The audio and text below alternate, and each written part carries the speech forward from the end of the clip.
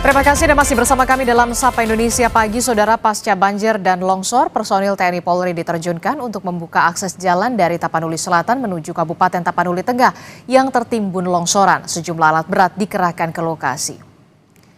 Personil TNI Polri mengerahkan 2 alat berat untuk membuka akses jalan yang tertimbun material longsor. Upaya pembersihan lumpur juga dilakukan secara manual. Akibat longsor, arus lalu lintas lumpuh total. Masyarakat diimbau mencari jalur alternatif.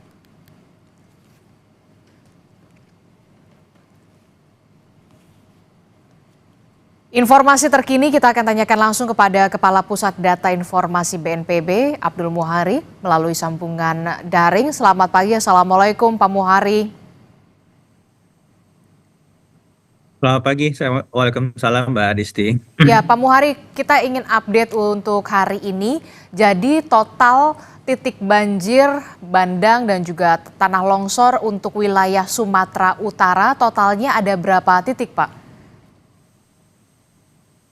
Ya, memang dalam 2 hari yang lalu pada fase-fase awal dampak adanya siklon tropis di utara Sumatera itu ada 5 kabupaten kota yang terdampak di Sumatera Utara, khususnya yang bagian kabupaten yang di barisan Bukit Barisan ya, di kawasan Bukit Barisan ada Humbanga Sundutan, Tapanuli Utara, Tapanuli Tengah, Tapanuli Selatan dan Sibolga.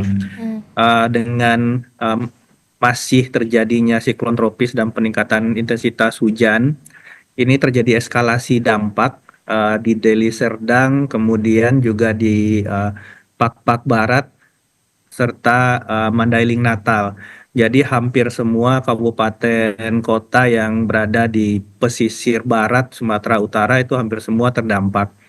Nah, ini menjadi concern juga di kita di BNPB karena ada eskalasi yang mungkin pemerintah daerah provinsi khususnya itu membutuhkan dukungan dari pemerintah pusat, Mbak Adisti. Pagi ini Kepala BNPB sudah berangkat langsung. Paling tidak ada 5 langkah-langkah utama yang akan kita lakukan. Pertama tentu saja untuk mematangkan koordinasi tanggap darurat. Jadi akan ada 1 posko utama di Tarutung, Tapanuli Utara yang akan memungkinkan semua pergerakan distribusi sumber daya, alat berat, alat perangkat, permakanan, logistik dan seterusnya itu dikendalikan dalam 1 tempat dan ada PIC di tiap kabupaten.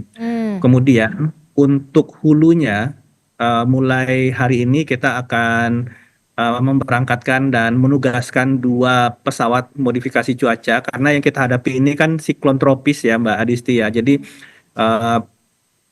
intensitas hujannya sangat tinggi. Jadi meskipun ini nanti akan meluruh di 3 hari ke depan, tapi paling tidak di 3 hari ini kita bisa pastikan eskalasinya tidak bertambah gitu. Harus kita tahan, kalau bisa kita kurangi. Selain 2 pesawat modifikasi cuaca, juga bersama Kepala BNPB 1 heli dan 1 pesawat fixed wing untuk distribusi logistik. Karena seperti tadi disampaikan ada beberapa titik jalan yang putus dan tentu saja kita tidak bisa menunggu perbaikan darurat dilakukan karena masyarakat tentu saja sangat membutuhkan logistik dasar permakanan. Ini akan didistribusikan lewat udara. Oke, jadi ada untuk 1 mungkin dan 1 pesawat untuk distribusi logistik. Oke, jadi untuk wilayah yang terisolir ini pendistribusian logistik dan juga bantuannya menggunakan helikopter ya Pak ya. Nah untuk akses jalan ini bagaimana? Benar, Termasuk juga soal warga yang terdampak dari bencana khususnya di Sumatera Utara. Penanganannya seperti apa dan korban meninggal dunia di Sumatera Utara? Iya, untuk saat ini kejadian dominan kan ada 2 ya, banjir dan banjir bandang dan tanah longsor. Banjir ini cukup eskalasi daerah terdampaknya cukup banyak, rata-rata di tiap kabupaten itu ada 2.000 KK, artinya sekitar 8.000 jiwa. Dan ini penanganannya ada beberapa titik pengungsian terpusat yang sudah kita buka bersama pemerintah daerah dan dapur umum mulai akan diaktifkan pagi ini. Tetapi juga ada semua masyarakat terdampak ini kemudian berada di tempat pengungsian terpusat karena titik rendaman dan ketinggian rendaman itu bervariasi. Buat mereka yang memang kedalaman banjir itu membahayakan, bisa Oke. memungkinkan fatalitas, sudah diungsikan ke tempat titik-titik pengungsian. Oke Pak, singkat saja untuk wilayah Aceh, bagaimana? Apakah pemadaman listrik sudah mulai, kita tahu kan kemarin kan sempat ada pemadaman listrik, bagaimana kondisinya sampai saat ini? Singkat saja. Ya, untuk pemadaman listrik memang kemarin sempat dilakukan untuk memastikan tidak ada kemungkinan yang menyebabkan bisa menyebabkan masyarakat ada fatalitas, karena masih ada masyarakat yang kemarin belum sempat dievakuasi dari rumah masing-masing. Kepada kami pun saat ini masih banyak laporan-laporan meminta dukungan evakuasi yang sudah kami teruskan kepada tim di lapangan. Memang ada beberapa kendala akses, tapi itu Oke. sudah bisa ditembus hari ini. Mudah-mudahan begitu masyarakat kemudian sudah bisa kita evakuasi, masalah listrik ini kemudian bisa kita selesaikan. Oke, terima kasih Kepala Pusat Data Informasi BNPB Pak Abdul Muhari telah bergabung bersama kami. Sehat selalu Bapak. Terima kasih. Assalamualaikum, selamat pagi.